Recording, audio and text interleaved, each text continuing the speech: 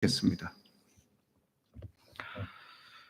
오늘 복음은 니코데모와 예수님의 대화인데 이게 얼핏 보면 이게 무슨 소린가 싶은 그런 내용으로 구성이 되어 있습니다.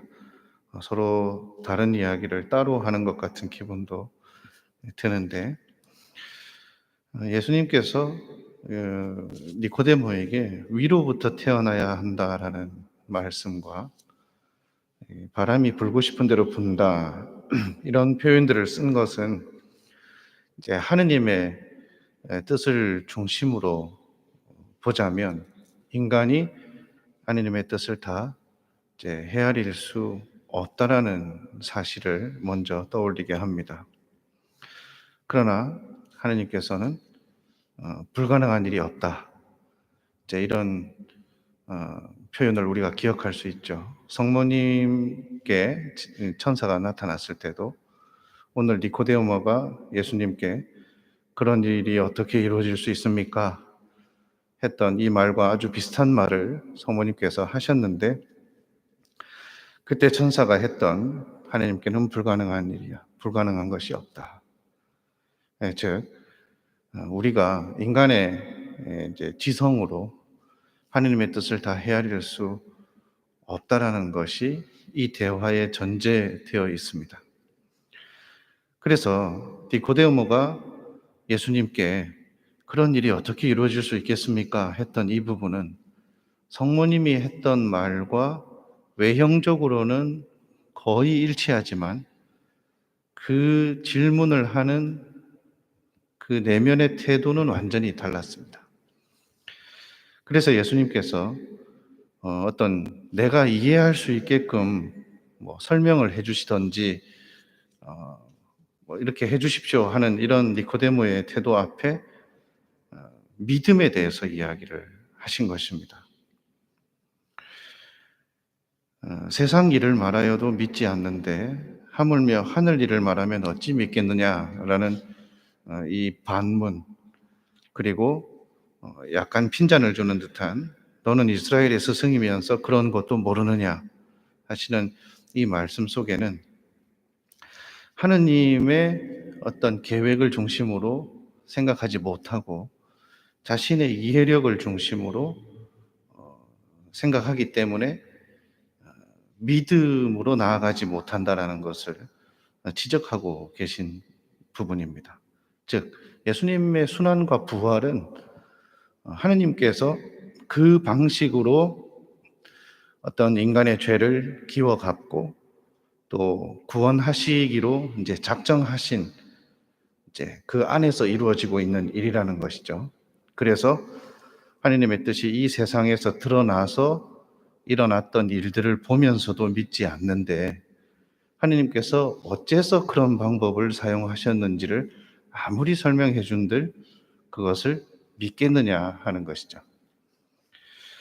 그래서 모세가 광야에서 뱀을 들어 올린 것처럼 사람의 아들도 들어 올려지도록 하느님께서 정하셨고 그 정하신 계획대로 성자 그리스도께서는 와서 실행하였다라는 것입니다. 그래서 예수 그리스도의 순환과 부활을 이제 눈으로 직접 목격하게 될 터인데 이 세상 땅에서 일어나는 그 사건을 통해서도 하느님의 뜻을 받아들이지 못하는 사람들이 하느님의 어떤 그런 심오한 아직 드러나지 않은 그 뜻을 어떤 말로도 설명도 안 되겠지만 설명을 한다 한들 믿지 않고 받아들이지 않을 것이다 라는 그 말씀을 하신 것입니다. 즉 우리가 부활에 대한 믿음이 바로 그런 것이죠. 부활 사건에서 출발한다고 누누이 말씀드렸습니다. 일어난 사건을 보면서 하나님께서 원하신 뜻이 그런 것이었구나 라고 깨닫고 믿게 되는 것이지, 그것이 우리 입장에서, 인간의 입장에서 왜 꼭 그랬어야 됩니까? 라고 묻는다면 더 이상 대화가 진행될 수가 없는 것이죠. 우리가 독서의 사도 시대의 신자들의 공동체의 모습이 다시 한번 봉독이 되었는데, 그리스도교 신자들이 이런 모습으로 살아가는 것이 과연 어떻게 설명될 수 있었을까? 절대 설명될 수 있는 부분이 아니었습니다. 이 삶의 모습 자체가 자신들이 받아들이는 믿음 때문에 만들어진 것인데, 그것을 이제 믿지 않고 받아들이지 않는 사람들에게 우리는 이차저차해서 이렇게 살아가고 있습니다라고 설명을 한들 그들에게는 전혀 납득이 되지 않았겠죠.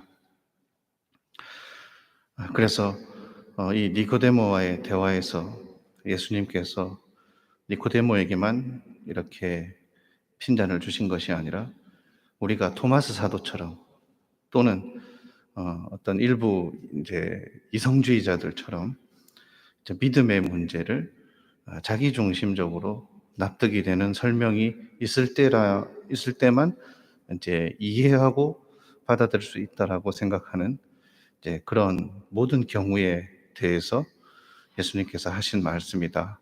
이렇게 이해할 수가 있겠습니다. 그래서 이 믿음이라는 것은 지능의 문제가 아니라 받아들이느냐, 받아들이지 못하느냐의 문제이겠죠. 세상에서 일어나는 똑같은 일을 보고도 누구는 받아들이고 누구는 받아들이지 못하고 이렇게 나뉘어지고 있는 것입니다. 그렇기 때문에 우리가 가진 믿음에 대해서 우리 삶에서 그 믿음을 증거하는 부분이 아주 중요한 것이죠. 예수님께서 우리는 우리가 아는 것을 말하고 본 것을 증언한다. 이렇게 말씀하셨습니다. 우리는 부활의 증거자로서 살아가는 그리스도인들입니다. 그리고 우리 믿음의 핵심이 부활이라고 말하고 있습니다. 예수님의 부활 때문에 예수 그리스도가 부활하셨다는 그 사실을 믿고 받아들이기 때문에 우리 삶이 연출하는 모습들이 있어야 한다는 것이겠죠. 그래서 우리가 말로 설명하고 머리로 알고 있는 믿음과 우리가 살아가면서 드러내는 믿음의 차이가 있을 수 있다라는 사실을 우리가 엄중하게 성찰해야 하는 것입니다. 이 부활 시기를 지내면서 무엇이 하나님의 뜻인지 우리 지성으로 다 헤아릴 수 없다 하더라도 그분께서 우리에게 남기신 말씀과 행적들을 우리는 계속 기억하고 그것이 이제는 과거의 기억이 아니라 지금 우리가 살아가고 있는 이 시대에 다시 한번 우리 삶 속에서 되살아날 수 있도록 우리의 현실이 될 수 있게 하는 그 방법에 대해서 늘 성찰하고 고민하면서 살아갈 수 있도록 합시다.